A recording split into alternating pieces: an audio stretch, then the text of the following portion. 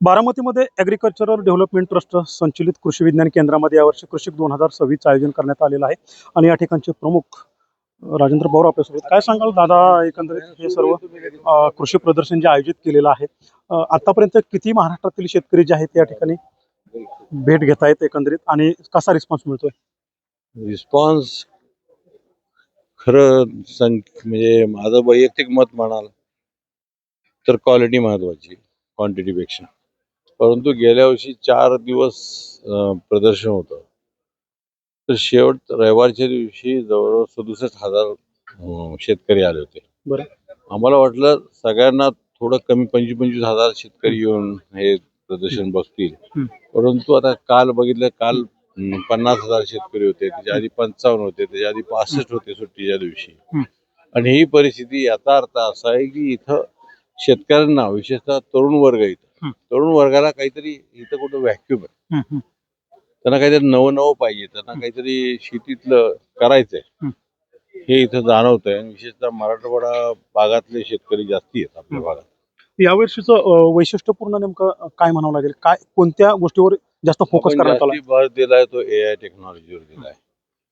कारण आता जग अजून एक 5-10 वर्षात सगळ्याच क्षेत्रात AI कव्हर होणार, आणि त्यावेळी जेव्हा AI शेतीत असेल तेव्हा नक्की तिप्पट उत्पन्न होईल, तो प्रश्नच नाही. परंतु AI जेव्हा सगळ्या भागात जाईल त्यावेळी डॉक्टर शिवाय कदाचित दवाखाने असतील, परत ड्रायव्हर शिवाय गाड्या असतील, न्यायाधीशाशिवाय न्यायालय असतील, शिक्षकाशिवाय तुमच्या शाळा असतील. आणि त्यावेळी या 150 कोटी जनतेच्या देशात बेकारीची काय परिस्थिती असेल ह्याचा विचार आपण आज केला पाहिजे.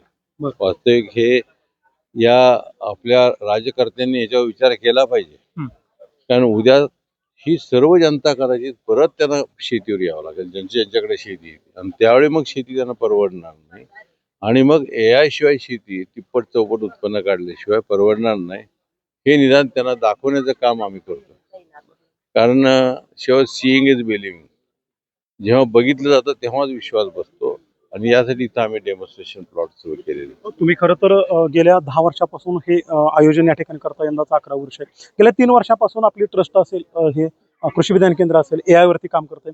आता जसं तुम्ही म्हणाला की राज्यकर्त्यांना यामध्ये रस असला पाहिजे, त्याचं याच्यावर लक्ष गेलं पाहिजे. आत्ताचं सरकार यावरती लक्ष देण्यात कमी पडतंय म्हणायचं आहे, किंवा सरकारने काय केलं पाहिजे? सरकार म्हणण्यापेक्षा सरकार हे लोकांसाठी असतं, आणि लोकांची काय गरज आहे, लोकांची लोकसंख्या किती वाढणार आहे, ती कशावर अवलंबून राहणार आहे, त्यासाठी MIDC कशा पाहिजे, की जागतिक लेवलचा काय बाजारपेठ असेल, त्यासाठी आपण कसं तयार राहिलं पाहिजे, जग कुठं जाणार आहे, ह्या सगळ्याचा विचार सगळ्याच राज्यकर्त्यांनी केला पाहिजे, आणि त्याचबरोबर इथल्या अधिकारी मंडळींनी केला पाहिजे.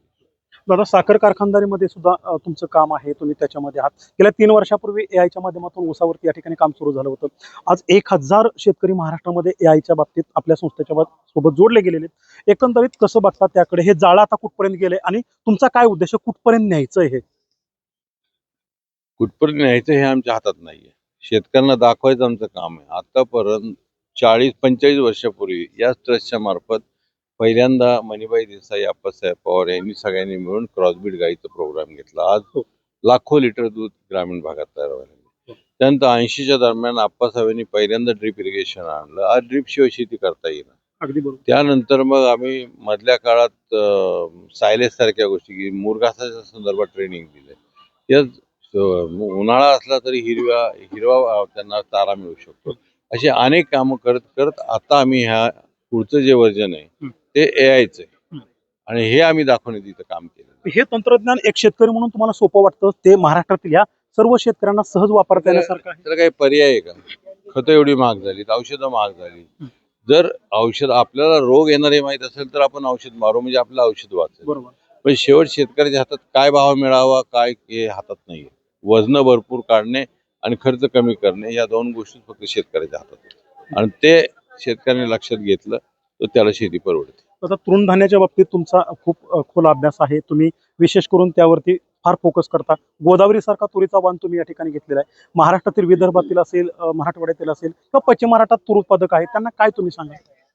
हे सगळे जे वाण आहेत हे सगळे आपली कृषी विद्यापीठे तयार करतात. ICRच्या संस्था करतात. जसं कांद्याच्या बाबतीत कांदा मोठ्या प्रमाणात आपण तयार करतो, तर राजगुरुनगरला आपलं ICRचं जे केंद्र आहे ते करतं.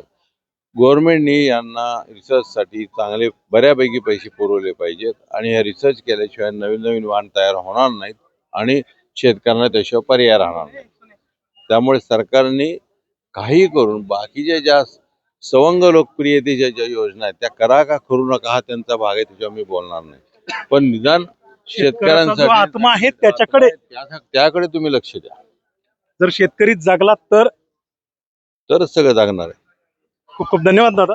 तर हे होते ॲग्रिकल्चर डेव्हलपमेंट ट्रस्टचे प्रमुख राजेंद्र पवार.